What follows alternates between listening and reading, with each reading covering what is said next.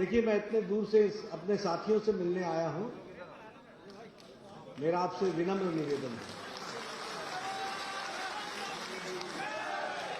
Set कर लो और बैठ जाइए। आप सबके सहयोग के लिए बहुत बहुत धन्यवाद। आज के इस चुनावी सभा में हापुड़ में मंच पर विराजमान हमारे भारतीय जनता पार्टी के इस क्षेत्र के क्षेत्रीय अध्यक्ष भाई मोहित बेनीवाल जी, लोकसभा में मेरे सहयोगी साथी, हमारे वरिष्ठ मित्र और यहाँ के लोकप्रिय सांसद सम्मानीय राजेंद्र अग्रवाल जी, हमारे लोकप्रिय प्रत्याशी श्री विजयपाल आरती जी, हमारे जिला के प्रभारी मान सिंह गोस्वामी जी, हमारे जिला के अध्यक्ष श्री उमेश राणा जी, हमारे जिला पंचायत की अध्यक्षा बहन श्रीमती रेखा नागर जी, हमारे नगर पालिका के अध्यक्ष हापुड़ के श्री प्रफुल्ल सारस्वत जी, जिला के प्रवासी कार्यकर्ता श्री अभय वर्मा जी, विधानसभा के प्रभारी महेश चौहान जी, डॉक्टर विकास अग्रवाल जी, क्षेत्रीय महामंत्री, सम्मानित मंच और यहां इस विशाल सभागृह में उपस्थित देवियों और सज्जनों, मेरे नौजवान साथियों और मीडिया के मेरे साथी, प्रिंट मीडिया और इलेक्ट्रॉनिक मीडिया के मेरे साथी, मेरा ये सौभाग्य है कि मुझे आज हापुड़ में आने का, चुनावी सभा में आप सबके साथ कुछ बातों के आत्मसात करने का सौभाग्य मिला है। आज बसंत पंचमी है। सबसे पहले तो मैं अपनी ओर से आप सबको बसंत पंचमी की हार्दिक शुभकामनाएं देता हूं और इस पर्व को मनाते हुए, नई खुशहाली की उम्मीद करते हुए हम सब लोग आगे बढ़े, ऐसी मैं कामना करता हूं। मित्रों, जब हम इस स्थान की बात करते हैं और हापुड़ की बात करते हैं तो गढ़मुक्तेश्वर में भगवान परशुराम जी के द्वारा रखा गया शिवलिंग और शिव भगवान को भी मैं नमन करता हूं और भगवान परशुराम जी को भी नमन करता हूं। यह पवित्र धरती, यह प्रेम की धरती, यह वीरों की धरती, ऐसे धरती को मैं अपनी ओर से और हमारे सभी कार्यकर्ताओं की ओर से नमन करता हूं। इस क्षेत्र का आजादी की लड़ाई में भी बहुत बड़ा योगदान रहा है।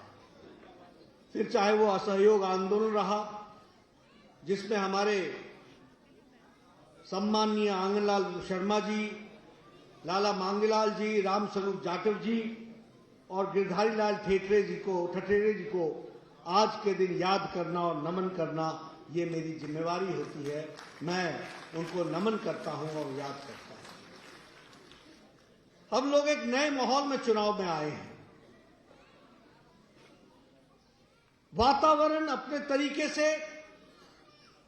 भारतीय जनता पार्टी के पक्ष में है, लेकिन चुनाव का तरीका बदल गया है। हर दिन कोरोना के संक्रमण के कारण नए नए गाइडलाइंस को फॉलो करना पड़ता है। जहां हजारों की बड़ी सभाएं होती थी, वहां हमको हॉल में सीमित होना पड़ता है और अपनी बात को दूर तक प्रभावी ढंग से पहुंचाने का एक नया चैलेंज भी हम सबके सामने खड़ा होता है। इसलिए मैं यहां ये जरूर कहना चाहूंगा कि अगर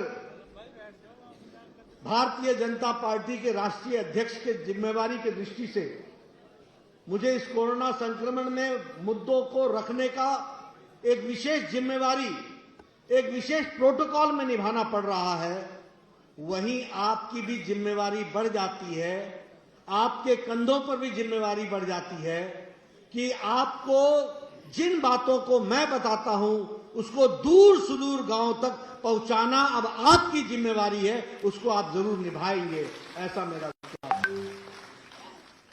मित्रों, जब हम भारतीय जनता पार्टी के पिछले 5 साल की योगी जी की सरकार की चर्चा करते हैं, या फिर हम 2014 से आदरणीय मोदी जी की केंद्र की सरकार की चर्चा करते हैं, तो एक बात हम सबके सामने स्पष्ट है कि यह सरकार गरीबों को समर्पित है, यह सरकार पीड़ितों को समर्पित है, यह सरकार अंतिम पायदान पर खड़े व्यक्ति को समर्पित है, यह सरकार दलितों को समर्पित है, यह सरकार पिछड़ों को समर्पित है, यह सरकार महिला शक्ति को समर्पित है, यह सरकार युवाओं को समर्पित है, यह सरकार किसानों को समर्पित है। ये इस बात को हमको ध्यान में रखना चाहिए।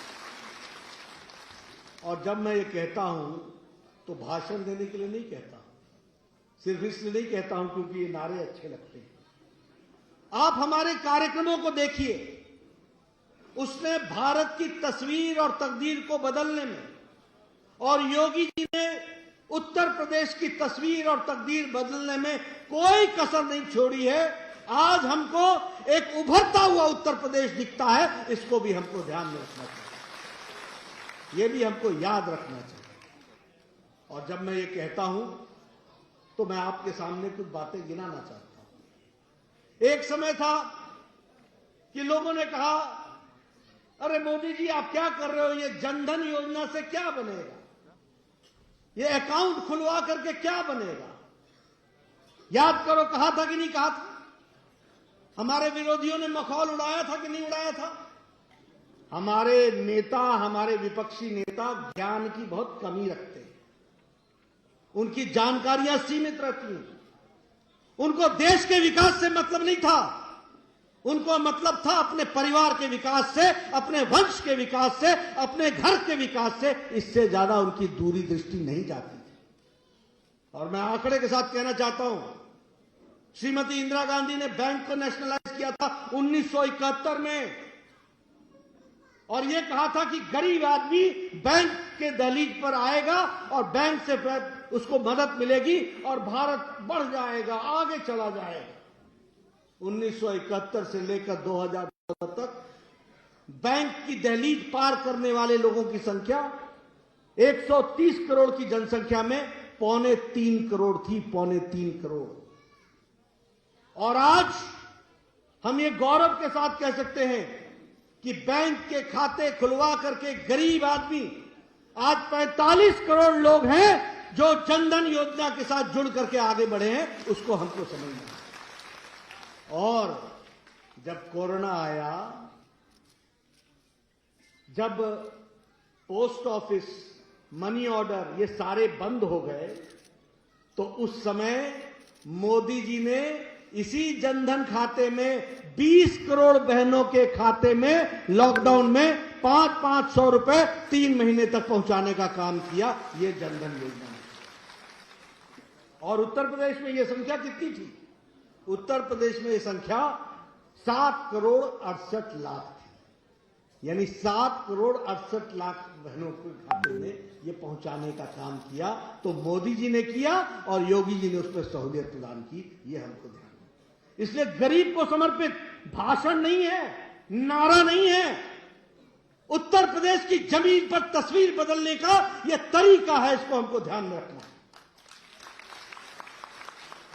जब हम बात करते हैं प्रधानमंत्री आवास योजना, एक हम हैं वो आवास दे रहे हैं, एक हम मतलब हमारी पार्टी, मोदी जी, योगी जी, वो आवास दे रहे हैं।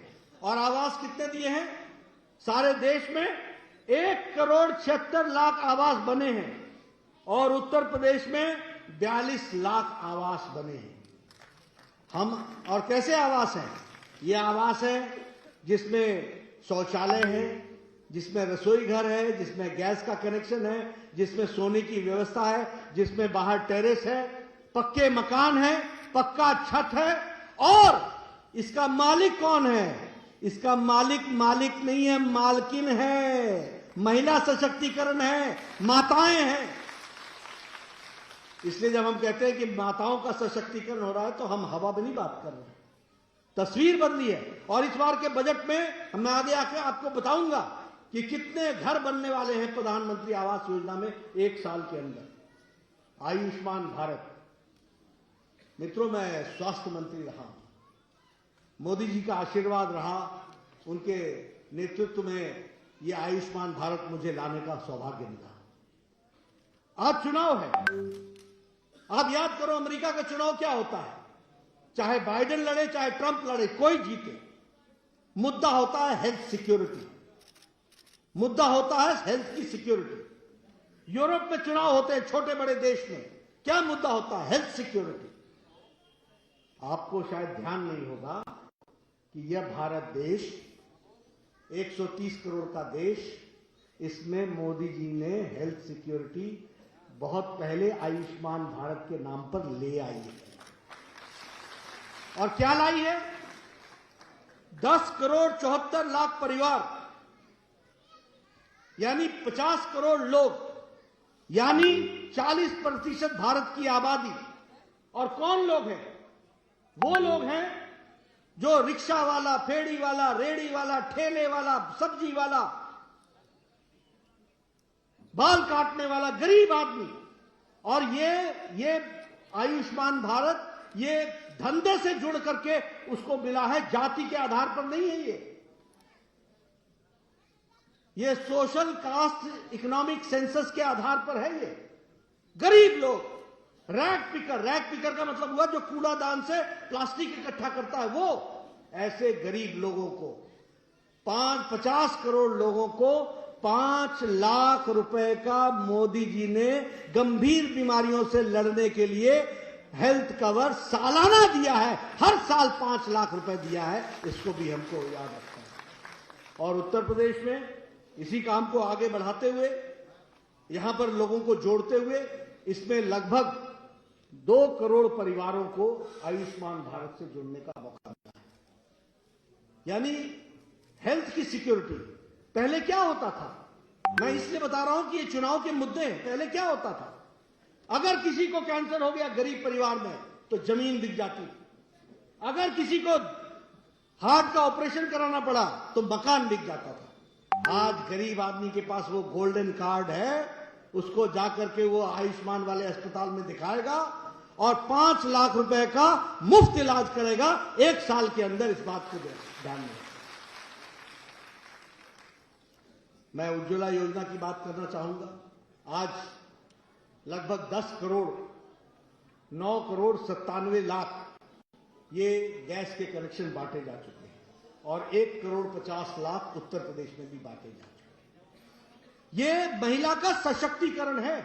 आप तो सब शहर में रहने वाले होंगे, आपको शायद इसका ज्ञान कम होगा, लेकिन मैं आपको बताना चाहता हूं, ग्रामीण क्षेत्र वाले जानते होंगे। हमारी बहनें बताइए, सवेरे 5 बजे उठ करके जंगल में जाकर के लकड़ी ला करके और लकड़ी से चूल्हा जला करके घर वालों को सुबह की चाय देती थी कि नहीं देती थी। और आज बिस्तर से उठती है, तुरंत गैस का कनेक्शन ऑन करती हैं, लाइटर जलाती हैं और 5 मिनट में चाय देती हैं। यह महिला सशक्तिकरण है, इसको समझना। मैं तो गांव से आता हूं, और आपको और कहानी सुनाऊं। मैं पहाड़ी गांव से आता हूं। आज से 10 साल 20 साल पहले कोई गांव ऐसा नहीं था जहां कोई न कोई महिला किसी न किसी पेड़ से गिर करके अपना पांव या कोई रीढ़ की हड्डी न तोड़वाई। गांव की यह स्थिति थी। जो लोग गांव में रहते हैं उनको पता है, महिलाएं बेचारी सुबह सुबह जाती थी, लकड़ियां काट करके लाती थी तो चूल्हा जलता था। और आज गैस का कनेक्शन कितना, 9 करोड़ 97 लाख। उत्तर प्रदेश में कितना, 1 करोड़ 50 लाख लोगों को गैस का कनेक्शन मिला। यह है महिला सशक्तिकरण। अगर मैं स्वच्छ भारत की बात करूं और शौचालय की बात करूं तो मुझे याद आता है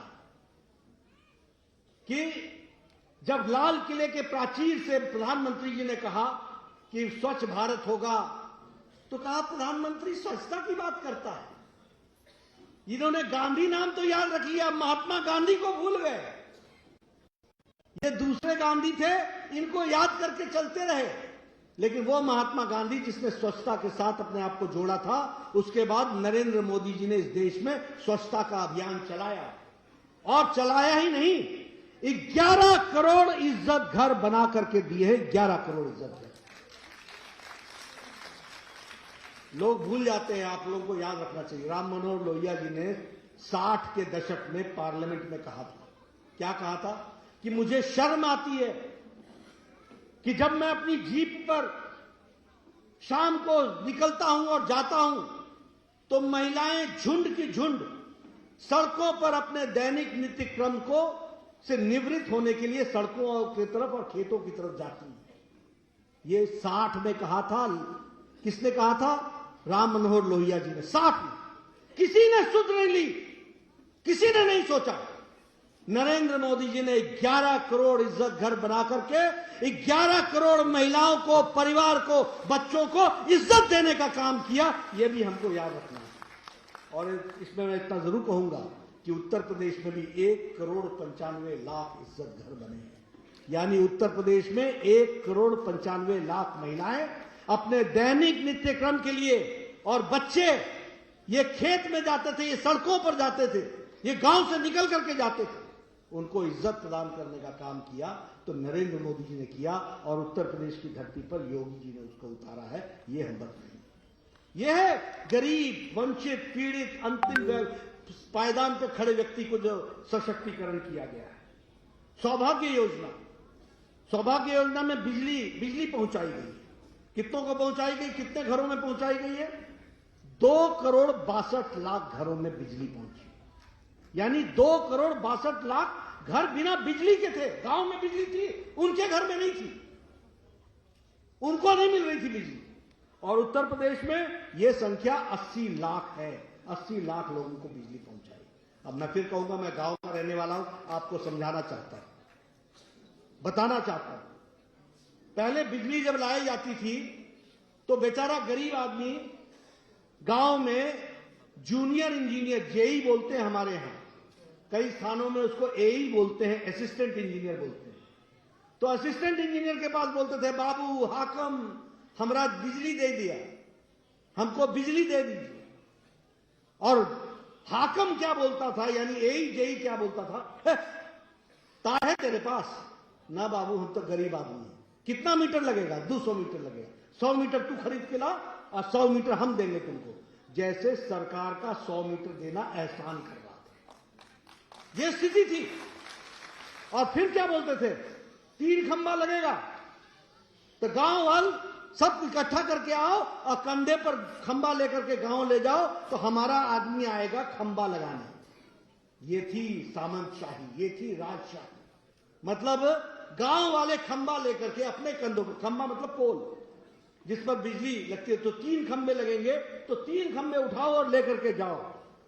और ये सौभाग्य योजना आई। मैं लाभार्थियों से मिलने के लिए लखनऊ में गया। लखनऊ के पास एक गांव है। मैंने, ये 2019 के चुनाव की बात है, मैंने कहा पता करें लाभार्थी का हाल क्या है। तो लखनऊ के गांव के पास जब मैं पहुंचा उस गांव में, तो उसके यहां उसी दिन बिजली आई थी, रात का समय था। बोला बाबूजी मजा आ गया। हम बोले क्या मजा आया? बोला दोपहर को जेई आया था, फॉर्म पर साइन करवाया और शाम को बिजली दे गया। यह है मोदी, यह है सौभाग्य योजना, यह है परिवर्तन, यह है आम आदमी का सशक्तिकरण। गांव की बात बोल रहा हूं मैं जानता था। मैं एमएलए रहा हूं, 2 बार मंत्री रहा हूं। मुझे मालूम है कि किसी गरीब आदमी को बिजली लगाने का मतलब क्या होता था और जेई को कितनी बार बोलना पड़ता था, तब जाकर के ऐसा होता था जैसे एहसान हो रहा हो कि सरकार से बड़े मुश्किल से तार निकल रही हो और वो तार उसने दे दिया, तो जैसे कि आजीवन का उसने आपके ऊपर उपकार कर दिया। यह स्थिति थी। आज 2 करोड़ 62 लाख लोगों को बिजली पहुंची है और उत्तर प्रदेश में 80 लाख लोगों को बिजली पहुंची है। प्रधानमंत्री गरीब कल्याण अन्न योजना, कोरोना के समय में, महामारी में, और इससे पहले जब पिछली क्षति यानी 100 साल पहले जब महामारी आई थी, तो आपके ध्यान में नहीं होगा, महामारी से ज्यादा लोग, महामारी से कम और भूखमरी से ज्यादा लोग मर गए।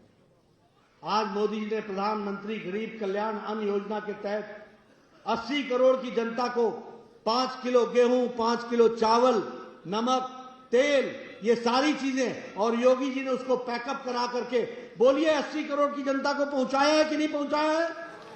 और उत्तर प्रदेश में ये संख्या 15 करोड़ है। 15 करोड़ लोगों को अनाज। अब लोग गांव में क्या बोलते हैं? खाने का कोई कमी नहीं थी, कोई कमी नहीं थी। मोदी जी की तरफ से भी आ रहा है, योगी जी की तरफ से भी आ रहा है। ये है फर्क। और इसलिए ये सारी बातें लाभार्थी जहां बोलता है उनके साथ खड़े होकर के हमको सारी बातें बतानी। मैं 98 में मंत्री था, बड़ी मेहनत करता था, पर जब राष्ट्र के आंकड़े आते थे तो भारत नीचे होता था। तो मैं पूछता था कि भैया इतनी मेहनत करते हैं, ये आंकड़े ऐसे क्यों आते हैं? बोले आपको नहीं मालूम है, कुछ बीमारू राज्य हैं जो बीमार हैं, उनके कारण आंकड़े घट जाते हैं। अब उत्तर प्रदेश की जनसंख्या 22-24 करोड़ हो और यहां के आंकड़े गड़बड़ हो तो भारत का आंकड़ा नीचे आएगा कि नहीं आएगा?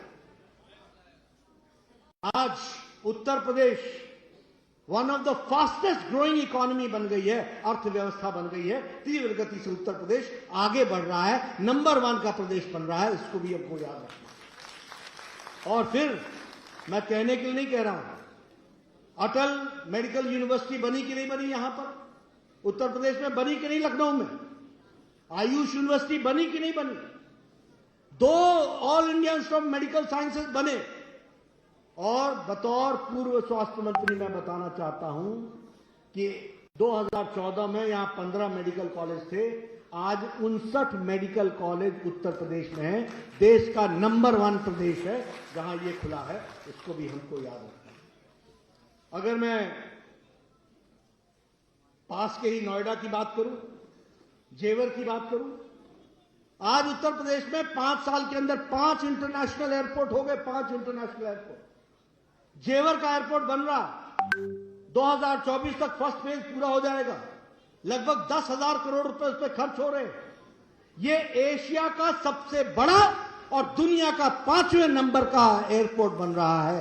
ये भी हमको याद रखना। और ये एयरपोर्ट याद रखना मित्रों, ये एयरपोर्ट नहीं है, ये विकास का माध्यम है, ये ग्रोथ इंजन का माध्यम है, उत्तर प्रदेश की खुशहाली लाने का माध्यम है। इसमें लगभग 1 लाख लोगों को एम्प्लॉयमेंट मिलेगा, 1 लाख लोगों को रोजगार मिलेगा।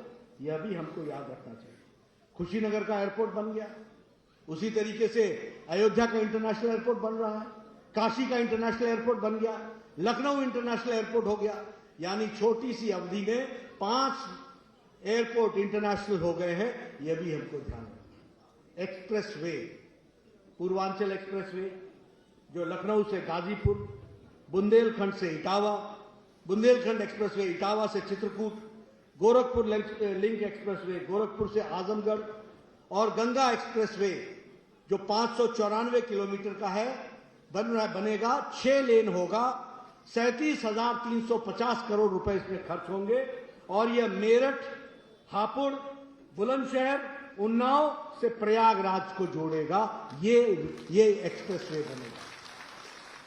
मैं बताना चाहता हूं, ये एक्सप्रेसवे नहीं है, ये 4 लेन नहीं है, ये 6 लेन नहीं है, ये विकास की गंगा है, ये विकास का माध्यम है। इसको भी याद रखना चाहिए। एक नए तरीके से उत्तर प्रदेश है, बढ़ता हुआ उत्तर प्रदेश। अब बेनीवाल जी हैं, ये हमारे राजेंद्र जी हैं। पहले ये दिल्ली आया करते थे ना, तो बोलते थे हमें 6 घंटे का टाइम दीजिएगा, 6 घंटे का टाइम दीजिएगा बुलाने के पहले। आजकल बोलते हैं आप सुबह फोन कर दीजिएगा, मैं घंटे 2 में आ जाऊंगा। मैं कहा कैसे आ जाऊंगा? एक्सप्रेसवे पकड़ूंगा और आ जाऊंगा। अब ये एक्सप्रेसवे पकड़ते हैं और आ जाते हैं। यह है अंतर, यह है फर्क। इसको समझिए। यह है विकास की बात जिसको हमको आगे याद रखना है। 3 दिन पहले केंद्र का बजट आया, 60 लाख नौकरियों का एम्प्लॉयमेंट की जनरेट होगा सिर्फ प्रोडक्शन लिंक इंसेंटिव्स के माध्यम से। 60 लाख प्रोडक्शन की दृष्टि से होगा। उसी तरीके से 1 साल के अंदर 25,000 किलोमीटर की सड़क बनेगी और 20,000 करोड़ रुपए खर्च होगा। उसी तरीके से हमारे यहां 2.5 लाख करोड़, ये 1,63,00,000 किसानों के लिए इस यूनियन बजट में पैडी और वीट इसको खरीदने के लिए, एमएसपी देने के लिए इसकी भी व्यवस्था की गई है। हर घर जल पहुंचे, इसके लिए 60,000 करोड़ रुपए रखा गया है और 80 लाख रुपए नए घर बनाने के लिए 48,000 करोड़ रुपए इसके लिए भी रखा गया है। इसको भी हमको ध्यान में रखना चाहिए। आपके इलाके के बगल के इलाके से जुड़ा हुआ केन बेतवा प्रोजेक्ट, इसके तहत उत्तर प्रदेश के और मध्य प्रदेश के 15 जिले आएंगे और 15 जिलों में 44,605 करोड़ रुपए खर्च होगा। एक साल में 1,400 करोड़ रुपए खर्च होगा और वहां के पीने की पानी की व्यवस्था लगभग 1,63,00,000 किसानों को उसमें से फायदा होगा। ये भी हमको ध्यान में रखना है। मित्रों, जहां तक लॉ एंड ऑर्डर का सवाल है, आप सब लोग अच्छी तरीके से जानते हैं। मैं चर्चा करना चाहता हूं लॉ एंड ऑर्डर के बारे में, तफसील से बताना चाहता हूं। आप बताइए, आज से 5 साल पहले यहां माफिया राज था कि नहीं था? गुंडा राज था कि नहीं था? आपको याद है ना मुजफ्फरपुर के दंगे, मुजफ्फरनगर के दंगे, कैराना का पलायन, याद है कि नहीं है? मित्रों, सुप्रीम कोर्ट ने भी फटकार लगाई थी। सुप्रीम कोर्ट ने भी कहा था कि यह दंगे अखिलेश सरकार की नाकामी का नतीजा है। ये दंगे, इसके साथ साथ उन्होंने ये भी कहा था कि कंपनसेशन देने में इस तरीके की व्यवस्था की गई ताकि किसी एक प्रमुख धर्म के लोगों को ही लाभ मिल सके। ये सुप्रीम कोर्ट का ऑब्जर्वेशन था। उन्होंने ये भी कहा था कि लापरवाही के साथ साथ ये प्रशासनिक फेलियर है, ये भी उन्होंने कहा था। ये सारी बातें इस बात को बताती है कि किस तरीके से आज हम लोग जो काम कर रहे हैं उसमें उस समय की सरकार किस तरीके से काम कर रही है। उस समय माफिया दंदनाते थे, आज माफिया दिखते नहीं है, या तो जेल में है या प्रदेश से बाहर है। यह स्थिति आकर के खड़ी हुई। एक से एक उदाहरण है। आप बताइए, ये जो यहां से चुनाव लड़ रहे हैं, जो जेल में हैं, ये सब लोग, ये आखिर सपा को इतने प्यारे क्यों हैं? क्या कारण है इनके प्यारे होने का?